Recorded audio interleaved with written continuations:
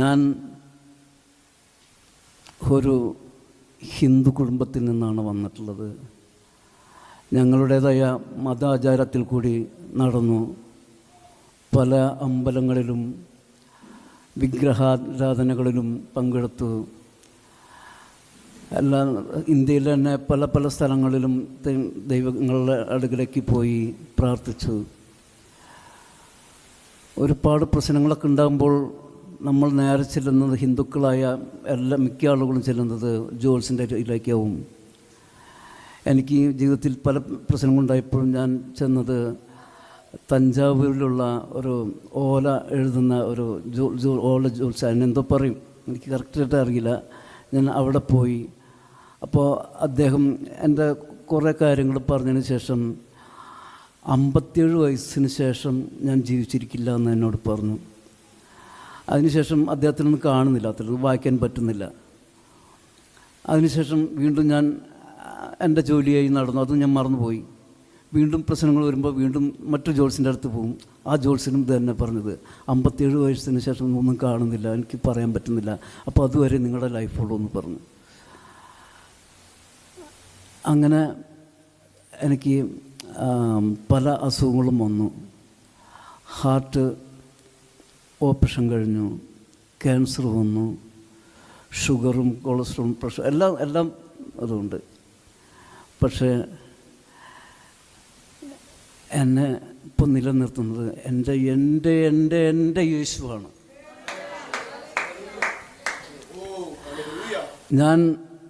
എനിക്കൊരു ഒരു ദിവസം 4-5 സിനിമകളുടെ വർക്കാണ് ഞാൻ ചെയ്തുകൊണ്ടിരുന്നത്. ഒരു കാലഘട്ടത്ത് ഒരു സ്റ്റുഡിയോയിൽ പാട്ട് റെക്കോർഡിങ് ഉണ്ടാവും, അപ്പുറത്ത് കമ്പോസ് ചെയ്യുന്നുണ്ടാവും, മറ്റു സ്ഥലത്ത് റെക്കോർഡിങ് നടന്നുകൊണ്ടിരിക്കുകയുണ്ടാവും, ഈ സ്ഥലത്ത് ലിറിക്സ് എഴുതിച്ചുകൊണ്ടിരിക്കുകയായിരിക്കും.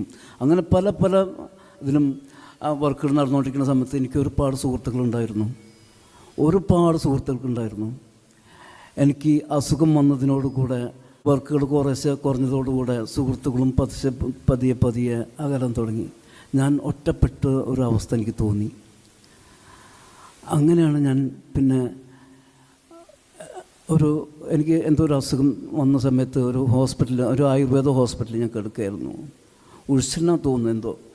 അപ്പോൾ ഒരു ദുഃഖവെള്ളിയുടെ അന്ന് ഞാൻ ഹോസ്പിറ്റലിൽ കിടന്നുകൊണ്ട് തന്നെ ഒരു TV കണ്ടുകൊണ്ടിരിക്കുകയായിരുന്നു. അപ്പോൾ അന്ന് യേശുവിനെ കുറിച്ചിട്ടുള്ള കാര്യങ്ങളാണ് TV യിൽ പറഞ്ഞുകൊണ്ടിരുന്നതും.